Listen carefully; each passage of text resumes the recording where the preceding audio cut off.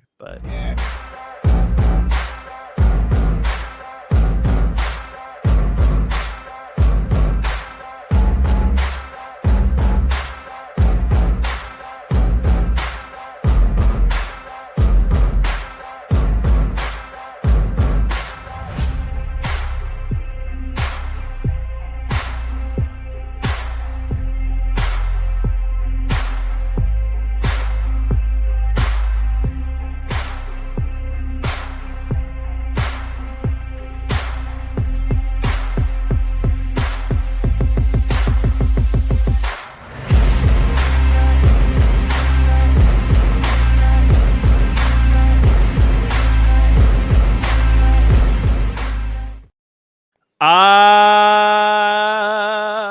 Yes, ladies and gentlemen, it's time for Draped in Gold. And you should remember where you were at this moment because this is going to be a good one. This is the 6-year anniversary of Dynamite, making this the 201 episode for us. Yeah. It's going to be a good one. I'm Jack Farmer, joined by Flobo Boyce. What an intro, folks. I like it, man. I mean, 200 episode was last week. Jack Farmer was just so busy signing autographs and having a meet and greet. Just couldn't be here for it, but it's all good. You know, you've missed a few days yourself, Mr. Flobo Boyce. No, I haven't. You've missed at least one day. Oh, yeah. Not 200 or 150 or 100 or 50. I do always miss the big ones, don't I? It's kind of funny, actually. Like, oh, yeah, 203, I'll be there. 250? Whoa. Yeah, I was unfortunately not able to make it 2 weeks in a row, which is a disheartening thing. But I'm back and ready to chat all about wrestling, do the stuff that made Draped in Gold so fun. Zach Minger in the chat, by the way, already. Hey. International Coffee Day and National Homemade Cookies Day. Two things I thoroughly enjoy, Flobo Boyce. I know you're a fan of at least one of those. Oh, definitely both of those. I got the weirdest sweet tooth, man. I'll be fine for a day or two or a couple days, and then it's just like give me all the cookies. So, by the way, coffee and cookies, underrated combination. If you interesting, yeah. Oh, well, donuts, of course. I'm just saying that no one ever thinks of cookies and coffee, but grab yourself a couple cookies. Typically any kind, maybe chocolate chip, go old school, go basic, and get a nice cup of coffee. I like black coffee with some cookies. You get the bitterness with the sweetness. Oh man, it is. Mwah. True Draped in Gold fans know that you had a coffee deal during the pandemic, man. That was a fun time. I guess. I mean, it was never taken away from me. I guess it still is there. I don't think they're in business anymore, though. But if not, support Broasters Coffee. Go to broasters.com and get local made coffee beans, not just this outsourced stuff. They go right there in Rome, New York. It's a delicious coffee. It's the best you're ever going to get. Go get them. Use the promo code. I can't remember what the promo code is. 1. It's permanently closed, by the way. Promo code 1. I looked it up. It's permanently closed because of Jack. That's why. But yeah, support Broasters. They sent me a shirt. I still wear it all the time. It fits great. It has not faded at all. It's one of my go-to around the house shirts to this day. Yeah, that's a Broasters.com. Shout out Broasters. Speaking of shout outs, I was on Massive Heat on Monday. Oh, yeah, I saw that, man. How's it going? Massive Heat with 2 legendary wrestlers on there. I'm talking with Matt Morgan, the Blueprint, as well as Maven Huffman, the man who eliminated The Undertaker from the Royal Rumble. We're chatting there together. We're having a good conversation. And Matt Morgan takes a moment, by the way. Killer a Demon showing up just in time for me to put myself over. Hey, how's it going? How's it going, Matt Morgan says, straight to the camera, Jack Farmer is the best unsigned ring announcer in pro wrestling right now. So for everyone who's watching, if you're Tony Khan, and Tony Khan, I know you watch. I know you hop off the show and you pop on here. Triple H, I know you watch. You're done with whatever you're doing on a Wednesday. You pop on here. You tune in. The best unsigned ring announcer, as said by former WWE superstars and TNA superstars. I mean, come on. I mean, slam dunk, no brainer. Hire your boy. Yeah, I don't believe in that at all. But I will say it's kind of funny to see. I think of Triple H, listen to a wrestling podcast after work. I think he's definitely war movie dad age to do that. You know what I mean? Like, no, he's definitely, as soon as he gets off work, he pulls it up on his phone and he's listening to it with I imagine he's the guy with the headphones in, but like they're the old like still corded earbuds, you know what I mean? Oh yeah, like still those, still plugged in, and it's on like a giant phone, I imagine. I don't know why, but like I don't know if it's an Android or an iPhone or whatever, but it's like giant. It's very big. It's like a tablet, is what I imagine using for some reason. I have no reason to have that visual of it, but that's just what I envision. Well, I hope you get booked for that, man. Thanks, Matt Morgan. That's awesome. So we got to chat about all the wrestling news and notes coming through here. And by the way, everyone, like, comment, share, subscribe, do it, review. Just do it already. Just hit us with an Apple review. I haven't checked our Apple reviews in a while, Flobo. But one of these days, I'm going to look at them. In fact, I might do it while we're chatting in the process of this. And hey, if you give us a 5-star review, I read your review on the air, assuming I checked it. So if you want to get your stuff read on the air, all you got to do is leave us a 5-star Apple review. Vanity will get you everywhere with us. That's definitely true. Yeah. KOD saying, by the way, Flobo, I'm in Mets therapy and having issues. Talk to me about it. Oh man, so the New York Mets, man, all they had to do is win on Sunday against the Marlins, which is always a team that always seems easy.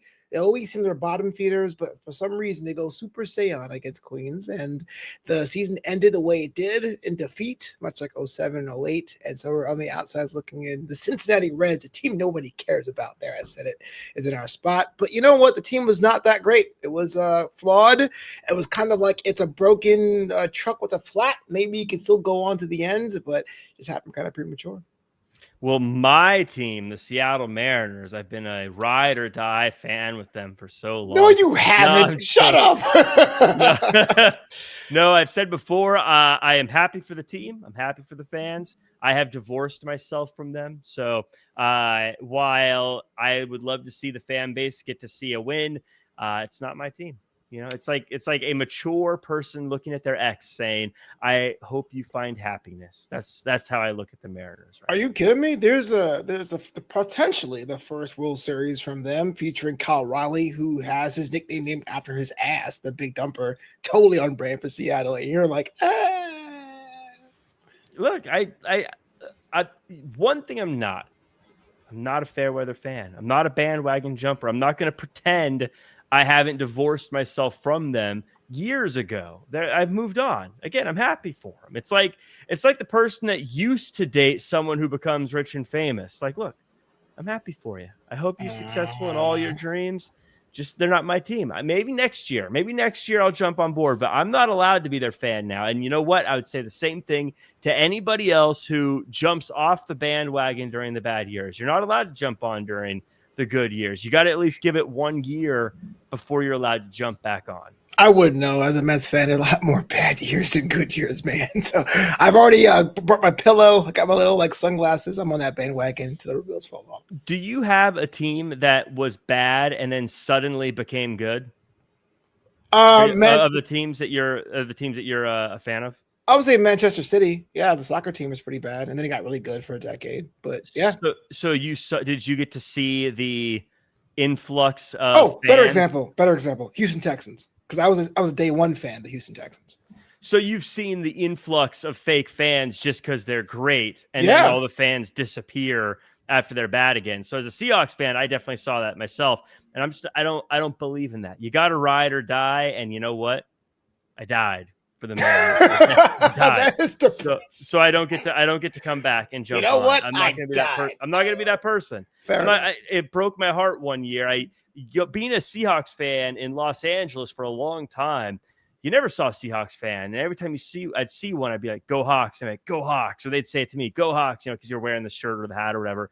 And then I remember after they won the Super Bowl, they became super popular. I see a guy at the grocery store wearing a Seahawks shirt, and I go, "Hey, go Hawks!" And he goes, "What?" Oh yeah. Yeah. Oh man. Yeah. And it broke my heart. No, I get that. I get that with Mets fans sometimes, especially last year when we were actually good. It was like, oh, you liar. You're phony. It sucks. And so I don't do it. So again, happy for the team, happy for the fans. Not my team though. It means the same as any other team going to the. They just might win this year. I'm just putting it out there. I mean, they might, but it's too late for me. I should have jumped on at the beginning, but it's too late now. I can't jump on. Again, I'd be happy for them, but not my team. AEW. Can you believe it, Flobo? 6 years today. 6 year special. 6 years of AEW Dynamite. We're going to talk a little bit about what we saw today, but just reflect with me. 6 years of AEW. Is that not insane when you think about it? To be fair, there was a whole pandemic in there that broke time, so I don't know. But yeah, 6 years starting a company and it's surviving 1 and 2, still being the number 2 company in the United States is pretty awesome, man. The fact they have an anniversary show is a testament that they ain't going nowhere. It's great. Yeah, it's always a big. Whenever I see an AEW anniversary show, it always hits me a little bit because, of course, in our history, we worked for AfterBuzz TV, which had some slight ties to WWE. And when AEW started, it was my chance to get a show where I got to be the host for the first time. And so I really pushed for that. We got to do it. And I've been covering AEW Dynamite basically since day one because of that. And so it's one of those things where when it hits, it reminds me a bit of my aging. Like, man, I've been covering pro wrestling for over 6 years now. Yeah, you're an old person. Yeah, I get it. Yeah, it happens. For all you people who aren't old, it'll happen to you one day, or you'll die. What? Hey, I know it's spooky season, but geez, lighten up. One of those two things is going to happen. You're going to die, or you're going to get old. One of those two things is going to happen, Flobo. It's going to happen. It's true, but look, everyone remembers when they were young, and you would tell people what year you were born. And people would say, "Oh, you're a baby," but little by little that goes away, and then one day you look around, you're like, "Oh, wait, I am the OG." Not even the Javon Evans way. Like, no, just an OG. Yeah, it's as you get older, the crazy thing is, you always see yourself as a certain age, but you start to notice people treat you differently as you get older. Yeah. Yes, that's the weird thing. Yeah, you get called sir. You get people don't talk to you about partying anymore. Like when you're young, they're like, oh, you're probably going to go out and party. Or if you say you're going to go to Vegas, they're like, oh man, you're probably going to go have a rager or whatever. Now, when I say I'm going to go to Vegas, like, oh, are you going to go see a show or what are you doing over there? You know what I mean? A couple rounds in the links. Yeah, I got you. That's the weirdest thing. So basically what we're saying is AEW's middle-aged and crazy. And they showed it tonight. Lots of stuff. Did this show feel special to you? Did it feel like an anniversary show to you? Absolutely not. But then again, it doesn't have to be, right? I feel like AEW is coming out of a down period where the core fans are, like you're saying, riding with, and they're not fair weather. And so they could just call it an anniversary show. People would say, like you and I go, oh yeah, I remember 5-6 years ago. But with the minute they try to put in like pyro and try to force matches and try to make it bigger than what it is, then that's when it becomes like losing the plot. So I actually liked that it was kind of a small anniversary. Plus 6 is an odd, well, not odd, but it's a unique number to go all out on. So I'm okay with it. I definitely think they could have done some bigger things tonight to make it feel more special. I know MJF is lurking with that contract, and I know I think they wrote him off for a reason. He's not going to be around for a while. I don't know what the reason is, but if possible, I think this would have been the time to have MJF versus Hangman Adam Page for the world title in the main event, something big like that. I think you could have had some big moments, and I think as a comparable to like WWE going to Netflix, where it necessarily wasn't a pay-per-view, it wasn't PLE, but there's definitely like these big matches that you're like, oh, this feels like a pay-per-view a little bit kind of thing. I would have liked to have seen something like that as opposed to what felt essentially like a typical Dynamite.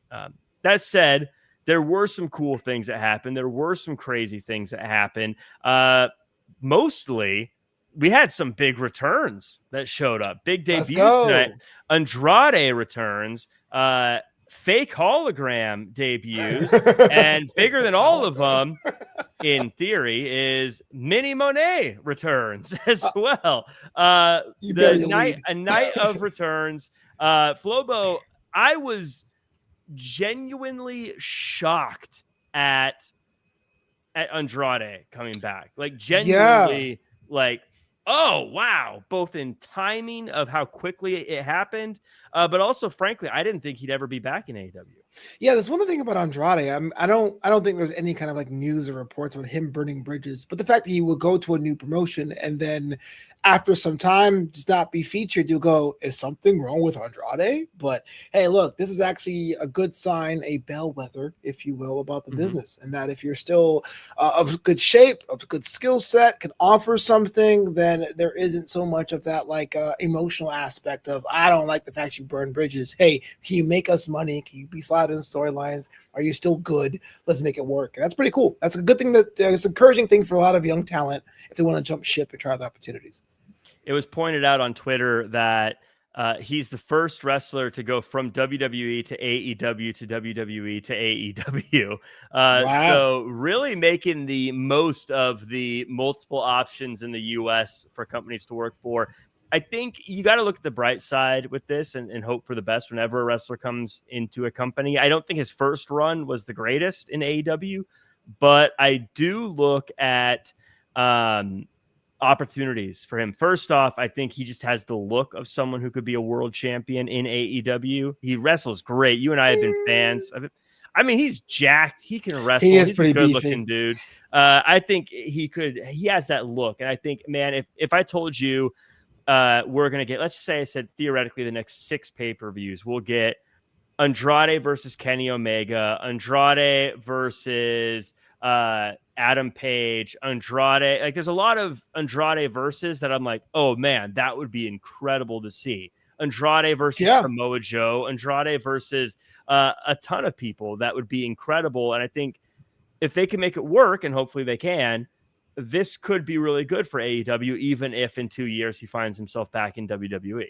Yeah, look, if it comes down to hip tosses and headlocks, Andrade's your guy, right? Now more than ever, there has to be the character element to make me go, okay, that's worth buying the merch. I want to wear some symbolism or some sort of imagery. So when someone asks, hey, what's that about? You can say, oh, this is Andrade. And I call that buying the merch. We do that a lot in the show. Like 70 That Care, like she has a little like the Ram thing. She's like, okay, that's what it's about.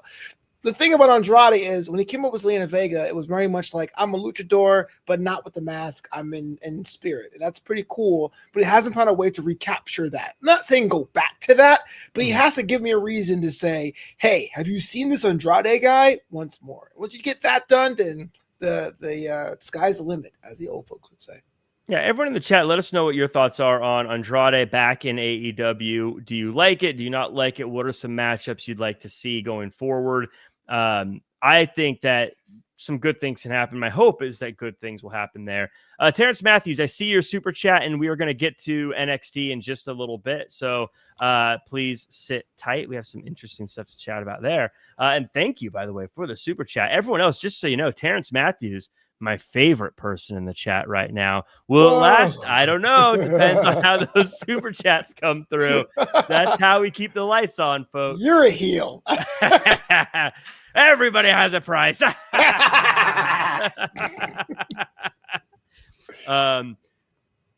This one of the stories that was kind of a through line of the episode tonight, and I wish it was kind of more featured throughout the show. Like I wish it started the show and was kind of done throughout, is Adam Page versus Samoa Joe coming up at Wrestle Dream. This is a matchup that I am loving because these are two guys that are go forward, don't stop, brawling, beat you up. I think we both agree that Joe is not the favorite just based on the scenario. However, I think this is going to be some, dare I say, darn good television and wrestling. Yeah, I'm buying a virtual ticket right now. And it's kind of a testament to Joe because Joe does not look like a guy that would be at home with the old school Vince McMahon school of wrestling thought as far as his physique. But in his mid-40s, always looks like he is as strong as he was 10 years ago. He can talk to a match. He can make any match work. Adam Page does need some, as they call it, aura farming, I guess. Some farming, you know what I mean? He needs some wins after being crowned champion. So it works on paper. I'm on board. That's definitely something that is a dream match for me, but I'm a man of a certain age. The question now becomes is how could Adam Page dispatch Joe in a way that really reframes the conversation about how strong he is as a champion? How did you do that? Well, I would say if you're asking me not hypothetically, I think he needs to have a good fight. Obviously, it's a pay-per-view. You can't be a squash thing, but a good match. But I think he needs to go through a bruising match that is not hardcore. So not thumbtacks, not weapons, just a bruising brawl that is actual him fighting Samoa Joe, him fighting the unstoppable juggernaut force of Samoa Joe and beating him in a match, and not just beating him because there are no rules and things are crazy and he was able to stab him with a syringe or something like that. You know what I mean? Whoa! That's what I think they need. Bloodthirsty creative. No, I'm agreeing with you. I think that's something that AEW needs. Like some really one of those banger matches that are just kind of, I won't say technical, but definitely are just fisticuffs. But Adam Page definitely, man. I wanna sell his toughness. I want to go back to his cowboy-ish days. Yeah, I have always said that, well, not always said, but something I've been kind of framing in my mind lately is Adam Page to me feels like the Wolverine of pro wrestling. He's that guy that is sometimes a little morally gray. He's a hard fighter. He'll do what's right, whether he likes it or not, whether it's the right thing to do or not, but he'll also go as far as he needs to go, do whatever he needs to do, and get bloodied up if he has to, as long as he does what's right. And that's kind of the Wolverine, I think. And so I feel very much that he's the Wolverine of the company. And I think maybe Samoa Joe, like I said before, could be the Juggernaut. This could be the Juggernaut versus Wolverine matchup here. Samoa Joe, by the way, I've always said, I think the top 3 guys that selling me a ticket in pro wrestling right now, selling me a ticket on the microphone, Paul Heyman, number 1. Cody Rhodes, number 2. Interesting. CM Punk, number 3. Really? You hate that guy? I do. I'm a CM Punk hater, but I can call it as I see it. He sells a ticket on the microphone. I'm a hater. Everyone but 2 people. Fair enough. Samoa Joe, I think he's number 4 on that list because, man, this was kind of a like, oh, look what we're getting kind of matchup. And then Samoa Joe gets on the microphone, and I'm just like, Joe is gonna kill you. Throw it back. I'm with you, man. I mean, I'll throw in Vic Joseph in there if you don't talk about like talent in general. But yeah, I mean, there are very few people that instantly can make a match that seems thrown together, seem like a fight that matters. Even Kingston too, when his last run was pretty hot. But Joe is definitely going to be one of those old timers. And remember when WWE had that show Backstage on Fox, and he was like doing promo school? I'm like, yeah, he's the guy. Yeah, it's he's incredible. And Los B saying, remember the short feud of Brock Lesnar and Samoa? Man, that was so good, and the match started so great. Styles. There is a alternate universe where Samoa Joe is going down as one of the best of all time because he had a tribal chief-esque run in a major company. I feel like Samoa Joe's gonna end up being like a Bobby Eaton, where like really in the weeds wrestling heads are gonna be like, oh man, I really loved Samoa Joe. I really love Bobby Eaton, but he probably will not be on anyone's top of mind. Like when you're sitting with some people, oh, I love Goldberg, I love The Rock, I love Hangman. Hey, remember Samoa Joe? Oh yeah, Samoa Joe was crazy. Yeah, I absolutely could see him being one of those people that. Especially in wrestling schools and things. And you got to go study the Samoa Joe tape. You got to go watch this, Yeah, the Nick Bockwinkel of his time. That's yes. That is a very deep cut. Nick Bockwinkel, everybody. Hell yeah. You can learn something from the show, damn it. Shout out Nick Bockwinkel. So final thing on AEW I want to chat. I just want to get your thoughts on women. The next Blood and Guts will be a women's Blood and Guts. It has been announced. What's your thought on a women's Blood and Guts matchup? I feel, and I know I'm showing my age, and that is if I am tuned into a match that is on pay-per-view, don't do it for free, and it escalates to blood and guts or guts, I'm fine with it. But I'm at the point in my life, maybe when someone goes, next Wednesday afternoon at 5 p.m. Pacific, I'm going to bust you open. I'm like, ugh. Can we talk it out? Can we have a cool? So like, I am excited for it. I think the women's division can support it. The talent's there, but I think I'm getting to that like point where I'm like, I want it to matter. I want it to care. That's very, very small gripe, but I'm in for it. I think women should do it. Yeah. You touched on basically kind of how I feel about it is, I agree that the talent's there. I agree that it can be great, but it sort of feels with the landscape of AEW right this minute, It feels a little bit like how WWE Hell in the Cell used to feel, where it's like, well, it's that time of year, so we got to find people for Hell in a Cell matches, where there's not really a divide in the women's division at this moment that feels like a natural, well, these women are going to face these women. Right. So it's going to come down to just like I know this is going to be a random brawl one day, and they're going to be like, blood and guts. And you're like, oh, okay, I guess this is the blood and guts match. But there's not a group of, there's not any groups of women that are together at this point that would make that match make sense from a story standpoint. There's certain stipulations that need the storyline to support it. And I'm not trying to say like it has to be all like the heavy hardcore ones like TLCs. I mean, even though they include too, but War Games is coming up and Survivor Series is coming up. And I go, okay, great. There were some years though where it was like, who was going to be in this match? And there's two of them. I don't know. Yeah. It's fine if it's, the stipulation match is always tough because even in WWE now you're seeing the opposite side of it where it's still like 2 months away. They're War Games or Survivor Series or however they're going to do it. And you're already like, okay, I can kind of see how this is shaking out. Now we got to fill 2 months before we get there. So it's like the opposite problem in WWE where it's like, okay, I know who the teams are. Let's just get to it. Where in AEW, it's like, guys, it should make some sense when it all comes together. Right. Kill each other.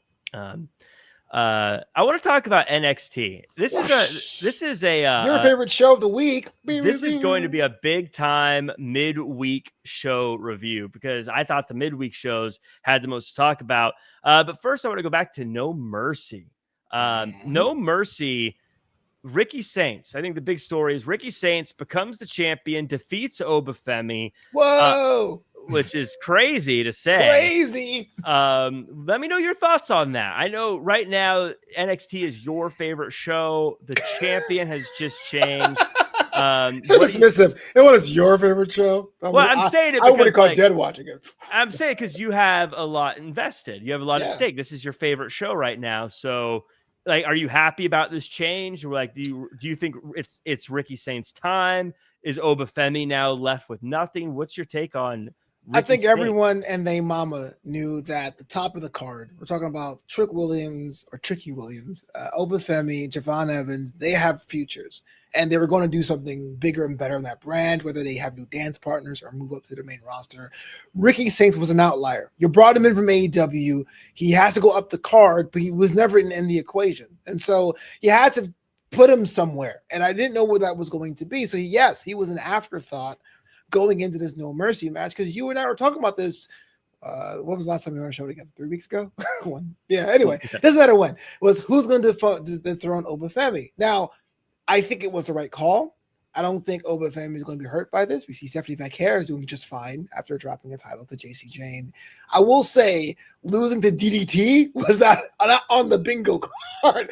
I thought that there was going to be like 10 guys, or I thought Ricky Saints was going to hit him with a bazooka or something. But a DDT was like, all right. And I guess I popped because I didn't see it coming. Did you pop because you didn't see it coming, or were you a little bit like, oh, that was, did it feel anticlimactic, or was the moment because Obafemi was so unbeatable, did it feel big for you? It was not anticlimactic. I was like, oh, he got him. I had this pegged as Ricky Saints was eventually going to be the next NXT champion, but I thought they were going to do the thing where the challenger goes for it, they go the distance, and the challenger loses, like Lola Vice. And then on the eventual rematch, he will find a way to dig deep and to do it, right? I was waiting for that kind of 2-part story setup. And so when it happened, it was like, oh, he got him. But there ain't no way in 2025 that a DDT could end a match without us going, oh, is Oba injured? Like, what happened? It's like a bear hug. It's like such an old school move now. It's like, all right. Right. Yeah. It's, I think that Ricky Saints winning is becoming the champ is absolutely the right call. And I think it's really cool to see Ricky Saints now in a position where he can be the head of a brand and head of a company. I think we've both been on the Ricky Saints train since before he was Ricky Saints, at least. He's been one of my, like, back when he was in NWA, I was like, he is absolutely Ricky Saints. That's not even, that was not intentional, but he's the guy. He's fantastic. This guy is incredible. And getting to see him get this opportunity, I think, is absolutely the right thing. if I was to be nitpicky and a negative Nancy, I would Pick say those that nits. I would say that this nit says it didn't really feel organic. It did sort of feel like he just came into NXT and we were all sort of thinking, oh yeah, he's going to get the next championship opportunity.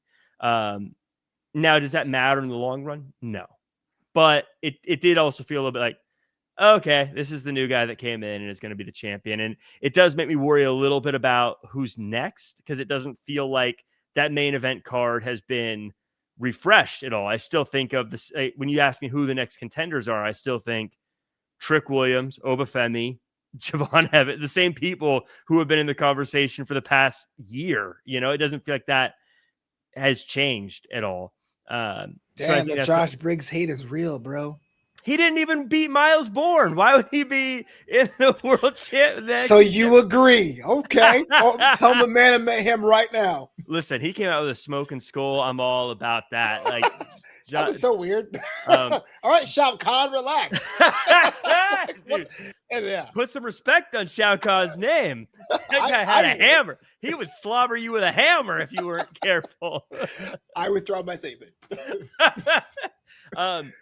You know, and it does. NXT, I think, is a good example of something we were chatting a little bit about on the group chat. Wrestling right now, and I'm just going to use this moment to talk about it. I feel like there's just a huge divide between the people who are top champions and everybody else. I think it goes across the board. NXT, I think that's AEW. I think that's the main roster, WWE. Like I was thinking about like WrestleMania this year, right? Mm-hmm. Who are the people who could realistically main event WrestleMania this year? Like, let's say just the males, right? You got Seth Rollins, CM Punk, Cody Rhodes, and Brock, and Gunther, Roman. Jay. You think Gunther could main event WrestleMania? I think Gunther right can. Now. Right now, no, because he got busted open. He's been off TV. But I think that as a talent, he can main event WrestleMania. Sure. I mean, he technically did this year. If they spend the next 6 months building someone, sure. I mean, I feel like you could do that with anybody. But I guess WrestleMania's 5 months away. It could be done. But that's what I mean. Like right now, who has that vibe, that aura to him? I don't think there's anyone else besides that. And I think that, like, I think if you said the main event of WrestleMania was going to be Cody Rhodes versus Gunther, I feel like that'd feel a little flat right now. Right now, yes. I think CM Punk versus LA Knight would feel a little flat right now. I think Drew McIntyre versus Roman Reigns would feel a little flat right now. And I say that because I also think it's the same thing in NXT, where I think, you know, Ricky Saints versus anyone except for the 3 guys who have already been in that conversation would feel a little flat right now. And I think even in AEW, Adam Page doesn't have a lot of people that doesn't feel a little flat if they're the next competitor. I mean, we just talked about how great Samoa Joe is, but like we said, neither of us are buying any stock in Samoa Joe winning that match. You know what I mean? I'm with you. I think the biggest thing, and it hit me on NXT this week when Santino came out. When Santino came out, everyone cheered him, and he was like taken aback by that. It's like wrestling, and I love it. I'm not going to hear the poo-poo on it. I'm tuning in every week. I think I've mentioned to you in the group chat here and there, but there really is a drop in the diversity of character types. Mm-hmm. You might get the occasional spooky guy, but almost everyone's just a badass, and that's cool. I mean, there's promotions that we like badassery in. NXT UK had badasses, but within that brand, there was comedic ones like Nina Samuels or Saxon Huxley, and they were like really strong ones like Dragunov. When you have so many people who can fight, from Keanu Carver and Evolve all the way up to Jimmy Uso on the main roster, it's really like pick your pony and stick with it. Why even invest in somebody new? So we do need comedic characters. We do need sassy characters. We do need things that make you go like the Mr. Iguana equivalents and go, I don't really know wrestling, but this guy's my guy, this girl's my girl. So we can like spread our own needs and who we think could be in the main event, rather than being like, well, I guess he's on TV all the time. Give him a shot. Yeah. Danny C mentions Jacob Fatu. I love Jacob Fatu, but if WrestleMania was next month, do I think that he would have the same juice as CM Punk versus Seth Rollins, or Seth Rollins versus Roman Reigns, or like it would feel like a young Braun Breaker as well. It would feel like a very young star getting a very big opportunity more so than a massive headline, if that makes sense. I mean, he'll be there eventually. I'm just saying right this minute. If I don't think today. I feel like the very top of the card for everybody, every brand has like 2 or 3 or 4, sometimes 5 guys that are there, and then it's just a big drop off before you're like, okay, this is the next group. Mm-hmm.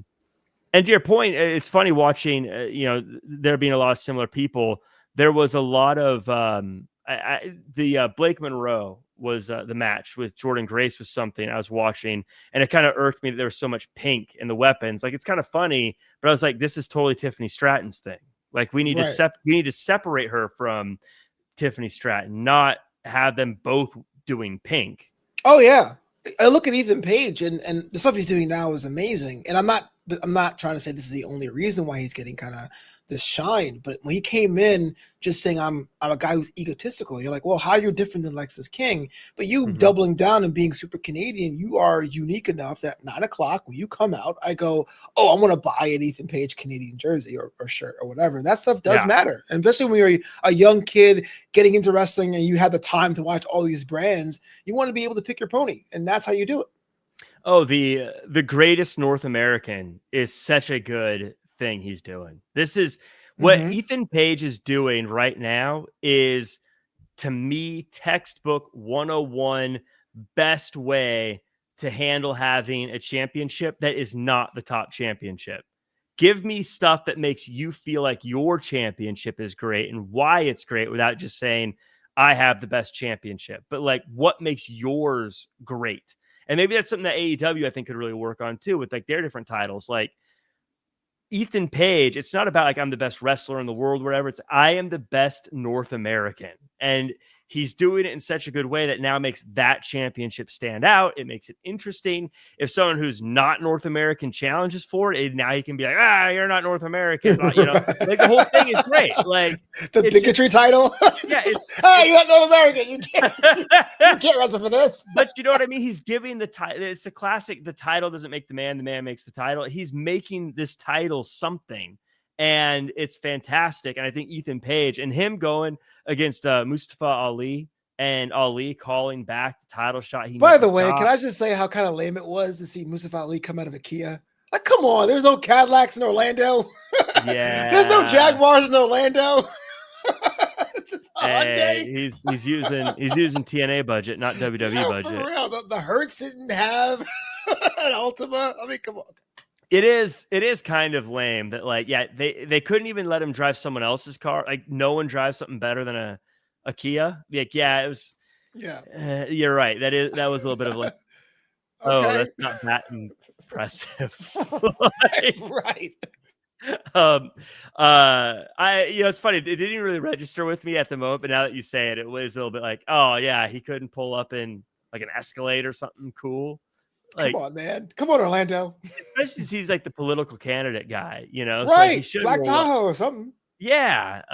But anyways, I love Ali, and I think he's an underrated person. I think he's someone who I really hope grows in this whole partnership with TNA. Because I think that his character and his gimmick and what he's doing right now, I think stands out a lot. What do you think about Ali's gimmick? Because you're very big in the characters and stuff like that. It's interesting because we've seen when he was on the WWE roster, like flashes of what this like political candidate, and I think it's almost the best kind. It is a postmodern character, and that there's a lot of it that's presented on television, and then a lot of it's fill in the blanks with all the social media stuff. So I like the fact that you get rewarded from different aspects of his character by what he posts online.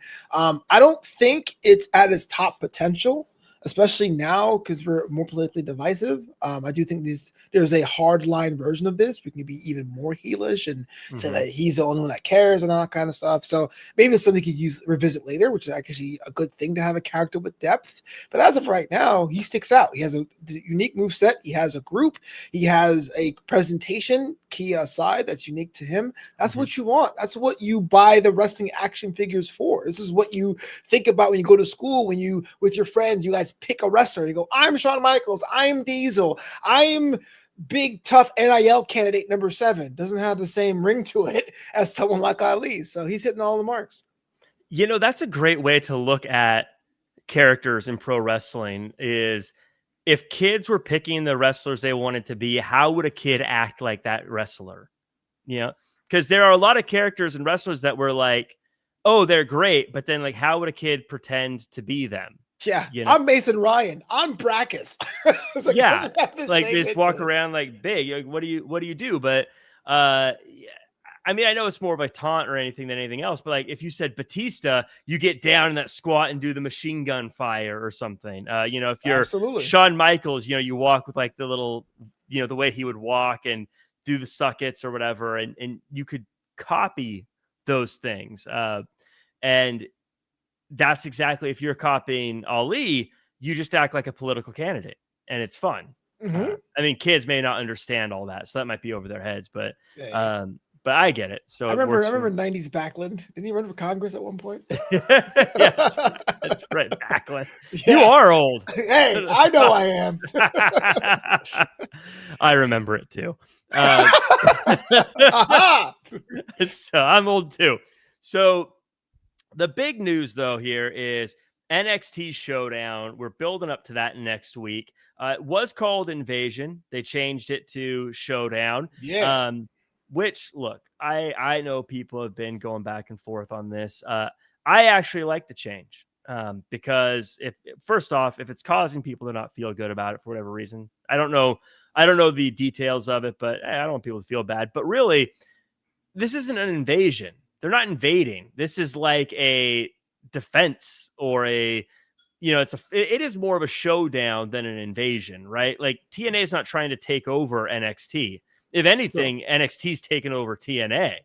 The way things are going, when you look at Trick Williams and Kehlani Jordan being the champions and all that stuff. So I don't think invasion's the right word for it.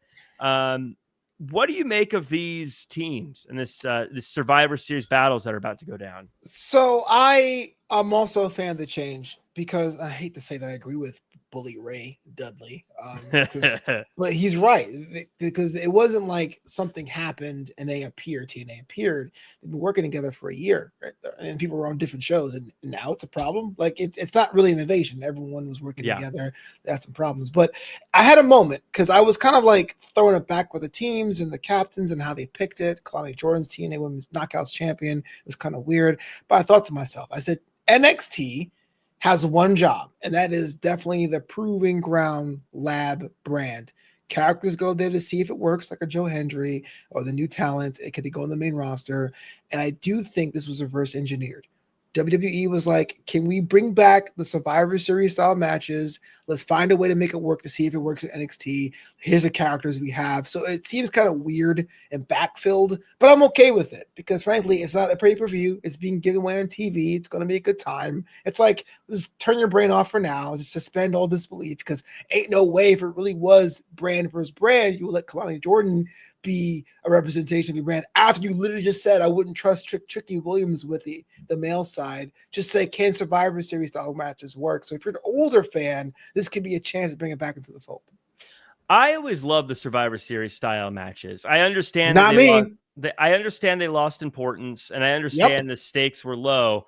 But as I like the graps, I like prestige cup matches. I love a lot of anarchy and chaos. When I play the WWE video game, I love playing Survivor Series style matchups. I love elimination and this kind of thing and a bunch of factors involved. So I actually really love these style matches. I love that there's a little bit of stakes on it. Obviously makes it better. Survivor Series is too far away, but I think in a perfect world, it would have been cool if you had these matches on actual Survivor Series. I think this is the perfect kind of thing to be on actual Survivor Series, where this is the fun kind of craziness happens in between your world title matches and things like that, where like, oh, these are some wrestlers I maybe don't know. I get to see them have a cool, fun, crazy matchup. And then I get to Cody Rhodes versus CM Punk or whatever. That said, when I say, I see you shaking your head, I think these should be on Survivor Series. I do not think that means there should also be War Games. I'm saying like take those out and this fills in that style matchup. I don't need to see 4 of these kind of things happening on one show. I'm just saying This to me is like the perfect kind of match that you put right in the middle of a show that's just meant to be fun, crazy, action everywhere, unpredictable. Yeah, it's kind of interesting how to save that nameplate, Survivor Series, they kind of grafted on War Games, which is like kind of weird. Survivor Series War Games is like it's like Great American Bash at the Beach, right? It doesn't really go together, but it goes together now. I Yeah. don't see the point of Survivor Series matches, much like we were saying before. Even back then, it felt like, oh wow, we gotta have these shows. Let's put these groups together. And yeah, it was kind of cool in the early '90s when it was like the foreign fanatics against the All Americans, but it really wasn't going to work in modern wrestling. So I like the fact they're trying it, to say it's not dead, and maybe they can find a way to make it fresh and make sense. And why would you want to be a survivor, that sort of thing. But as of right now, it does feel very much like the fight pit. It does feel very much like the spin the wheel, make a deal, like very NXT gimmick things to see what they can do, what they can't. I should say one of the reasons I liked the old Survivor Series kind of stuff too is I was very slow to figure out how wrestling works. Like I never really tried to figure it out in the sense of like, this match means nothing. How does this play into storylines? How, that like, I never used to watch the weekly shows thinking, oh, this is just building to a pay-per-view. I watched it for exactly what it was. I had my favorites. I wanted to see them win, and that's all I cared about. So Survivor Series matches were great because there's like 4 of my favorites in this match. I hope they do good, and so it was. That's always how I watched it, and that's why I liked it. Absolutely. I wish Hell yeah, man. I wish I never figured out how wrestling worked. It was so much more fun to watch. Sometimes I agree with you. Sometimes I do agree with you. But that said, I want to talk about these teams. And we got a super chat earlier from Terrence Matthews. Thank you for being so patient with us, Terrence. Asks, is it weird that Kaylani is on Team TNA? Unlike First Invasion, TNA is still a separate company. It's Showdown. It's Showdown. And I do want to talk to you about that because there are a lot of parallels to the Invasion, which was universally panned back in the early 2000s, to what's happening with Showdown in the sense that the TNA champions are actually NXT champions. Many of the people on Team TNA are former NXT people to begin with. It doesn't really feel like NXT has gotten their shots. And I feel like Team NXT, both of them are very much you have to win because they've been getting pretty much slobber knockered this entire time. What's your take on Kaylani being on Team TNA and just the pieces in this match? Well, first of all, I have to give a shout out to former Dana Brooke, Ash by Elegance, right? Had to relinquish the Knockouts title due to personal issues. There's rumors swirling as to why that is, but still, your service will be forgotten. And the match happened. I was rooting for I forget her TNA name, Xia Li. Yeah. Li Yingling. I was rooting for her, So Kalani wins it, and here's somebody that deserves a chance to run with another title. But you're right, it already muddies everything. It is a very messy situation because it was presented as an agreement. It was presented as an open door. There really wasn't a reason why everyone's fighting. Maybe because they thought Trick Williams was a jerk, but I feel like that is not enough to invade Orlando. And so the premise didn't make sense. This is why the Showdown name ultimately makes more sense than Invasion, because Invasion the pay-per-view came after 6 months of Vince being like, that's it, enough of I want this Invasion crap to end. And it was supposed to be the end of that story. This feels kind of like it's mashed together. This is why, if you think of it as an exhibition match, like Crown Jewel is, then you'll be fine. But if you're looking for tendrils to impact storylines, then you're going to be frustrated because it does make absolutely no sense. When Santino came out and said, I don't trust Trick Williams, but I trust Kalani Jordan, I was like, why are you showing me the biggest plot hole of this entire thing right on display on TV? Yeah, no, you're right. The whole it's the matches will be fine, but yeah, it's very weird. It's just a little disheartening. Again, I think I feel like there's a lot of characters too. I get why they picked the people they did to be on both teams, by the way, especially to talk about at the end of the day, NXT is all about finding the next stars for the main roster. That's truly what they're trying to do. And I think they picked a lot of people that could be next stars on the main roster for both teams. And I guess I just feel like TNA has so many people that are so different from what NXT has. It would have been cool to see more of like Mance Warner or people who just visually look different than what you're going to see on NXT. That I think it would have been kind of cool to see those lineups where you're like, oh, these are people I've never seen before. They look different. They're interesting. They got a lot of character. As opposed to, the women's team, for instance, and I'm spacing on their TNA names now. I feel terrible, but like the Iconics, Kaylani Jordan and Jakara Jackson. The inspiration. That's it. Like I've seen them in WWE already, so it doesn't feel fresh and new. The men's team is a little different, obviously. Leon Slater, Frankie Kazarian, Moose, and Mike Santana. But yeah, I don't know. It is what it is. I don't read too far into it. I do feel though that at Team TNA, if Team TNA doesn't walk away with a clear win, it looks like. Doesn't matter which gender. I think both genders need to win. Oh wow, okay. Because they've gotten nothing on NXT at any point. They've not won any championships. They haven't come to NXT and won matches. It's been completely dominated by NXT. And it makes you sick. It doesn't feel lopsided. It feels like the big bully picking on the little bully, Right. Like, okay, what's, and I feel like, I kind of feel they missed the opportunity. They talked about it a little. I do love how they approached Jordan Grace and Joe Hendry about like, hey, you got 1 foot in, 1 foot out.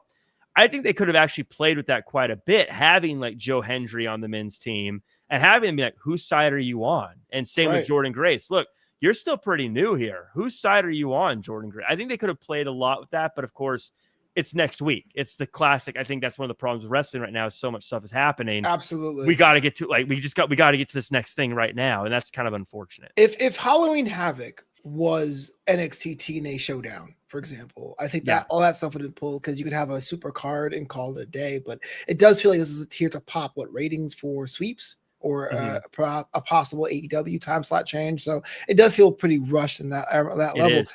Yeah, so the idea is like if you're looking for all that storyline, but I just remember they said next week AEW is on Tuesday. Then that's probably why it is. Yeah, there we go. Counter programming, baby, because it doesn't make sense otherwise. But I guess again, the guys just treat it as an exhibition, which it sucks because you want all premium live events and special TV series to be treated as special TV series. But as WWE has gotten more and there's more of these machines, that I feel there's very much 2 tiers. There's true PLEs like WrestleMania and Survivor Series and SummerSlam. And then there's like these exhibition things like Worlds Collide and all these TV specials where it's kind of like, all right, we're going to suspend storylines, have some fun, and call it a day.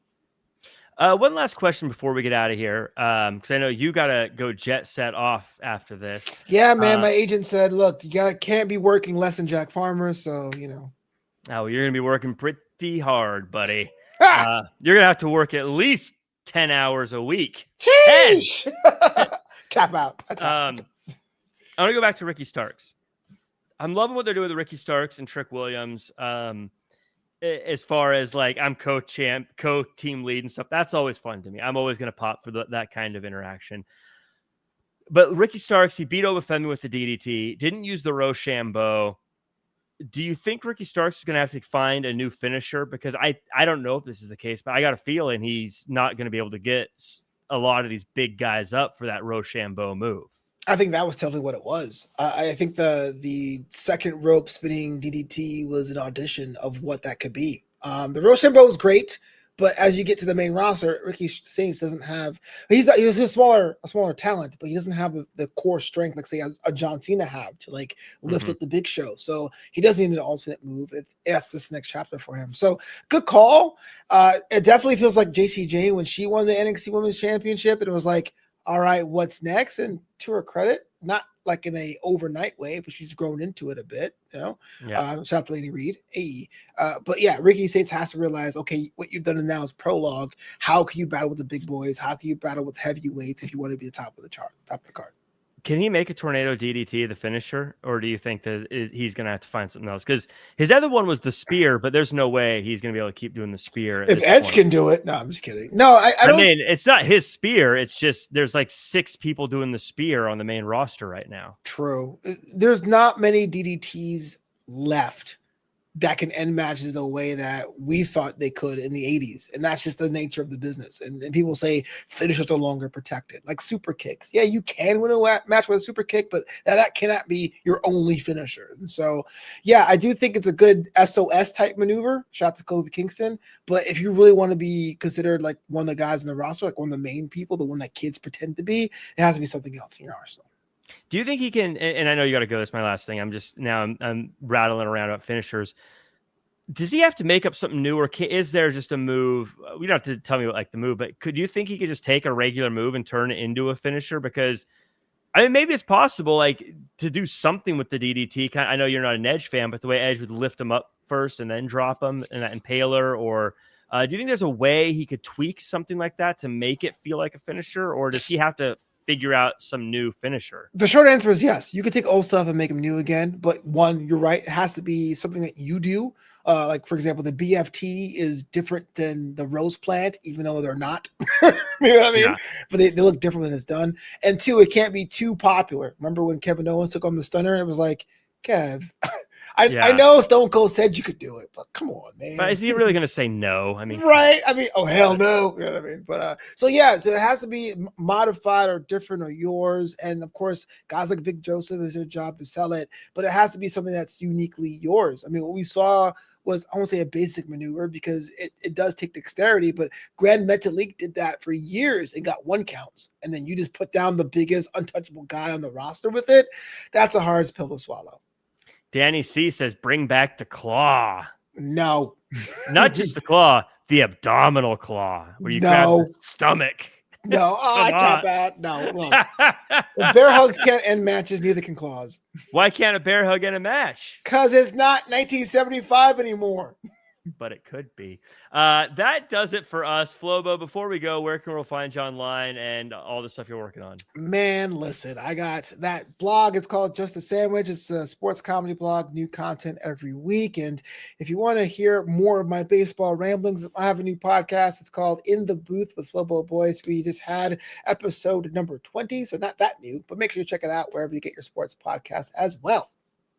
You can find me at Real Jack Farmer across all social media. You can check me out on Mondays on the Massive Heat podcast with Matt Morgan and typically Raj Giri.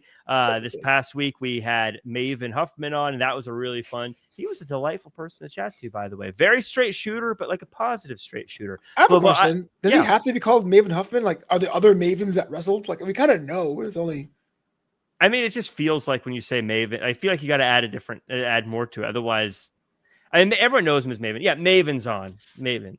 All right. Hey, I know it was a rule. If it was like, hey, man, I go at Maven Huffman now. It's a legal thing. Or he gave us his top 10 list. He published this already, but we wanted to talk to him about it. And of course, I was like, you're wrong, Maven. And you know me, Flobo. I'll call people out when they're separated by a camera. You do that. So I told him, you're wrong. And then he put me on the spot and made me give him my list. I wasn't ready, but I did it. And then I was like, wait, I missed things. And then he's like, nope, too late. And so face turn. Yeah. You can see my list as well as Matt Morgan's. But that does it for us, Flobo. I'm going to let you go. Everyone, one more time, please like, comment, share, subscribe, 5-star review. We're going to try to get some more guests on the show once Flobo and I's schedules start getting a little more lined up again. And we need views for that to happen. So the likes, the comments, the shares, the subscribes, they're what make it happen. Flobo, I'm going to hit that end stream button. Anything you want to say before I do? Shout out to Los B. I'm not a Dodgers fan, but it should have been Queens against you guys. Just beat the Reds. Make me feel good. Thank you so much.